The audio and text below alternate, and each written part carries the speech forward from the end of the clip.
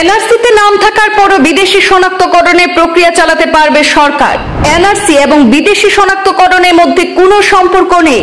কোনো circle officer NRC তৈরি করলেও সরকারের অভিযান বন্ধ হবে না। বিদেশি শনাক্তকরণের জন্য এখন ট্রাইব্যুনালে যেতে হবে না। অবৈধ বাংলাদেশি বহিষ্কার অভিযান দ্রুত গতিতে চলবে।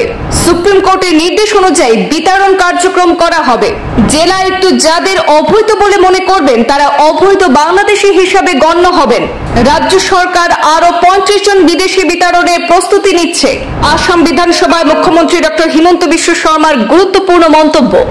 ভারতের মহামান্য সুপ্রিম কোর্টে এটা বিশেষ জাজমেন্ট দিয়ে, সেই জাজমেন্টত এটা কথা সুপ্রিম কোর্টে স্পষ্ট কৰি দিয়ে যে এনআৰসি আৰু বিদেশী বিতৰণৰ মাজত কোনো সম্পৰ্ক নাই।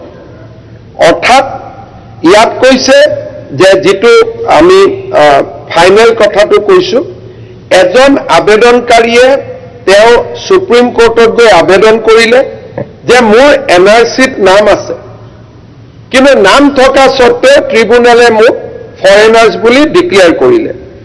এই কেছটো হ'ল ৰফিকুল হক ভাৰ্চেছ ইউনিয়ন অফ ইণ্ডিয়া। তেওঁ গৈ সুপ্ৰিম কোৰ্টত দাবী কৰিলে বা সুপ্ৰিম কোৰ্টত আবেদন কৰিলে যে মোৰ নামটো যিহেতু এনআৰসিত ইতিমধ্যে সোমাইছে, সেইবাবে ৰাজ্য চৰকাৰে বা ভাৰত চৰকাৰে মোক এই ক্ষেত্ৰত কোনো ধৰণৰ মোৰ বিৰুদ্ধে ন্যায়াধিকৰণত কেছ নহব বা মোক যিটো ফৰেনাৰ্ছ ডিক্লেয়াৰ কৰিছে সেই ব্যৱস্থাটো ইলিগেল বা সেই ব্যৱস্থাটো সুপ্ৰিম কোৰ্টে স্থগিত কৰিব লাগে। ইয়াতে সুপ্ৰিম কোৰ্টে তেওঁলোকক ক'লে ইণ্টাৰিম প্ৰথম ষ্টে আছিলে, তাৰ পিছত সুপ্ৰিম কোৰ্টে ক'লে the inclusion of the name of the appellant in the draft NRC would have no bearing on the order passed by the tribunal. অর্থাৎ ফরেনার ট্রিব্যুনেলে নিজৰ ৰাস্তাত যাব, এনআৰসি নিজৰ ৰাস্তাত থাকিব। এনআৰসিত নাম থকাৰ পিছতো সন্দেহৰ ভিত্তিত ৰাজ্য চৰকাৰে ফৰেনাৰ্ছ ডিটেকশ্যন কৰি থাকিব পাৰিব। কোনোবা চাৰ্কুল অফিচাৰ এজনে এনআৰসি এখন বনাই দিয়া মানেই ৰাজ্য চৰকাৰৰ হাত ভৰি বন্ধ হৈ নাযায়।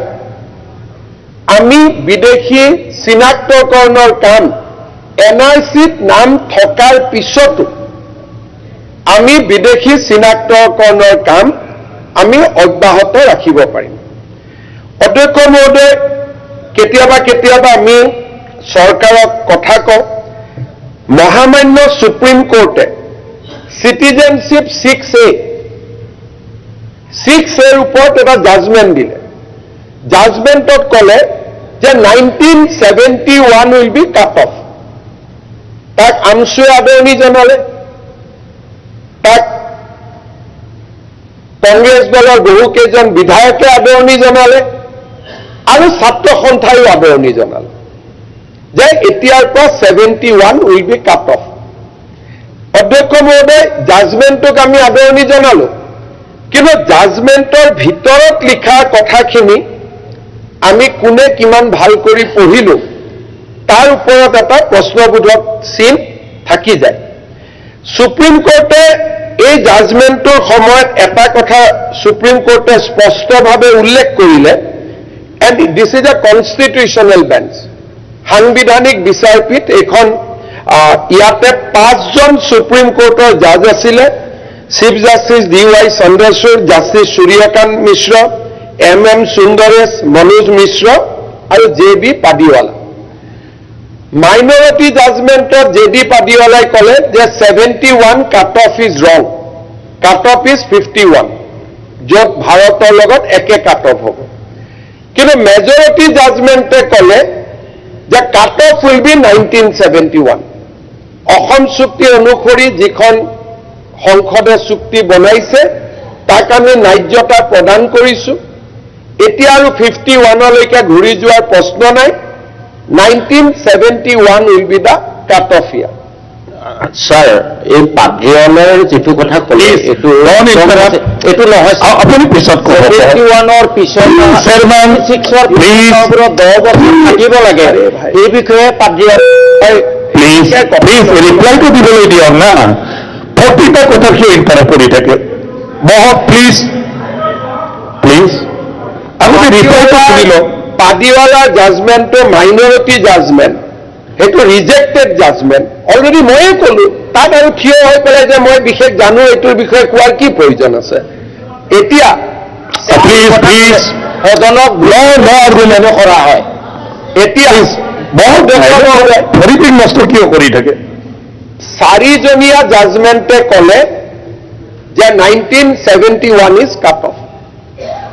গতিকে সদনত এইটো স্পষ্ট হ'ল যে সাংবিধানিক বিচাৰপীঠে ক'লে যে 1971 চন সীমা হ'ল, অসম চুক্তিক ন্যায্যতা প্ৰদান কৰিলে। কিন্তু সুপ্ৰিম কোৰ্টে এটা কথা বাৰে বাৰে ক'লে যে আমি জাজমেণ্ট দিছো, কিন্তু 71ৰ পিছত অহা মানুহখিনিক কোনো কাৰণতে ক্ষমা কৰা নহ'ব, তেওঁলোকক চৰকাৰে ডিপৰ্ট কৰিব লাগিব। আৰু তেওঁলোকে ক'লে anyone entering Assam after 25 March 1971 is illegal and not eligible. তেওঁলোকে ক'লে 71 আমি এটা হিউমেনিটেৰিয়ান জাষ্টিফিকেশ্যন কৰিছোঁ, আৰ্টিকল 6(7)ৰ লগত ই ক্লাছ নকৰে, আৰু তেওঁলোকে গোটেই কথাখিনি নিজৰ মতে এটা তেখেতসকলে এটা জাজমেণ্ট দিলে, আৰু সেই জাজমেণ্টটো আমি মানি ললোঁ। কিন্তু সুপ্ৰিম কোৰ্টে জাজমেণ্টত অসম গভৰ্ণমেণ্টক এটা সুইপিং পাৱাৰ দিলে। এইটো বিষয়ে আমাৰ বাতৰি কাকততো আলোচনা হোৱা নাই, টিভিতো আলোচনা হোৱা নাই। তেখেতসকলে সুপ্ৰিম কোৰ্টে এই জাজমেণ্টটোতে, and this is a constitutional bench judgement, welcome by AAMSU, all MLAs, AASU, everybody. ইয়াত আৰু কোনো ডিছপিউট নাই। এতিয়াও মোতকৈ বেছি চেয়াৰমেন ডাঙৰীয়াই জাজমেণ্টটো পঢ়িছে, কাৰণ তেওঁ লগে লগে উঠি ক'লে যে মই ভুল কৰি কৈছোঁ। তাৰমানে ইমান ডিপলৈকে গৈ জাজমেণ্টটো পঢ়া হৈছে। মোৰ দৰকাৰ ইমান নহয় কাৰণে মই পঢ়া নাই। ইয়াত তেওঁলোকে ক'লে the Supreme Court has says Section 6A ruling affirmed that the 1950 Expulsion Act remained valid and operative. তাৰমানে বিদেশী বহিষ্কৰণৰ কাৰণে এতিয়াৰ পৰা চৰকাৰ ট্ৰিব্যুনেলত যোৱাৰ প্ৰয়োজন নাই। The 1950 Act says যে ডিচি জনে যদি প্ৰাইমা ফেচি ভাবে ই বিদেশী, he can be evicted from the state of Assam. আপোনালোকে এখন পঢ়ি ল'ব, 1950 ইলিগেল এক্সপালছন ফ্ৰম আছাম। একখনৰ বেকগ্ৰাউণ্ডটো বেলেগ আছিলে স্যাৰ। কিয় কথা কবা? 1950 চনৰ সেই একখনৰ বেকগ্ৰাউণ্ড আপুনি পইণ্টটো লিখি ৰাখক। Those were from আপুনি পইণ্টটো লিখি ৰাখক। So could be easily আপুনি বেকগ্ৰাউণ্ডটো বেলেগ আছে। আপুনি যদি সুপ্ৰিম কোৰ্টৰ অৰ্ডাৰ এটাৰ বেকগ্ৰাউণ্ড বুজাব খুজিছে, you have to file another petition in Supreme Court. মোক কিয় বুজাই আছে? মই এনেকুৱা নকৰিব না, নকৰিব ভাই, ইয়াৰ পৰা ভোট নাবাঢ়ে। সুপ্ৰিম কোৰ্টৰ অৰ্ডাৰ এটা আপোনালোকে নপঢ়াকৈ আদৰণি জনাইছে, সেইকাৰণে আপোনালোকৰ বিষয়েতো মানুহে গম পাব লাগে। গতিকে বহি থাকক।